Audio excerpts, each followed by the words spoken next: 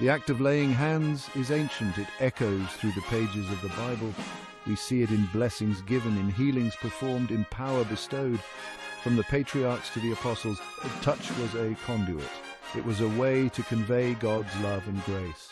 Think of Jesus, hands outstretched, healing the sick. Picture Paul, laying hands on Timothy, equipping him for ministry. These are powerful images. They speak of a faith that is tangible, a God who is near.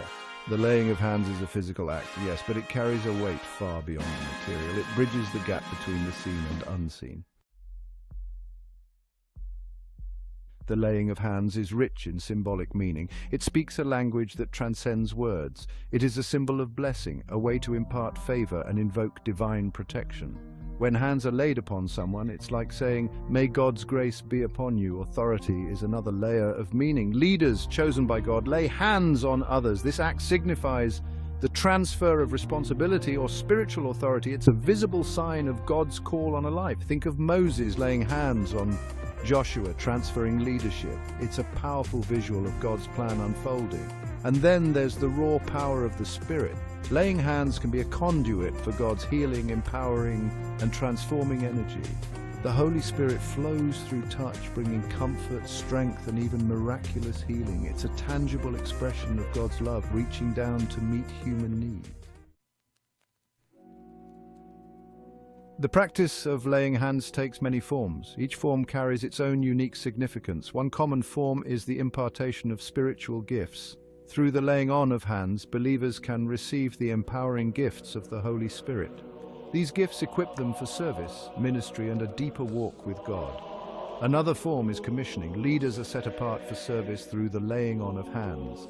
This act signifies recognition, blessing, and release into a specific ministry. It's a public affirmation of God's call on their lives. Whether pastors, teachers, or missionaries, the laying of hands sends them forth with God's authority, and of course there's healing through touch. The power of God is released to mend broken bodies, restore wounded spirits, and bring wholeness. Countless testimonies tell of miraculous healings through this practice. It's a reminder that God's love is still active, still reaching out to touch our lives. In today's world, the laying on of hands remains a powerful practice. It bridges the gap between the ancient and the modern. In a world that often feels cold and impersonal, touch reminds us of our shared humanity.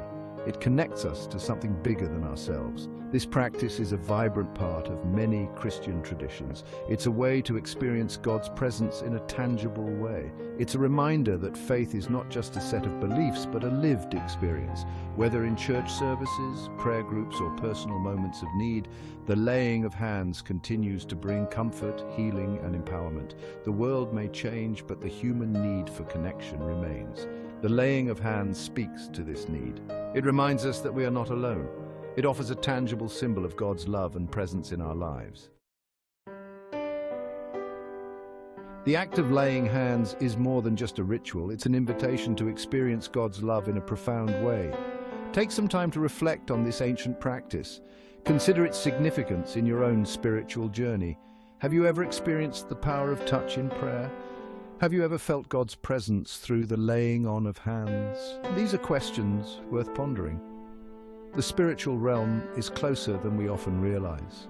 And sometimes, all it takes is a touch to unlock its mysteries.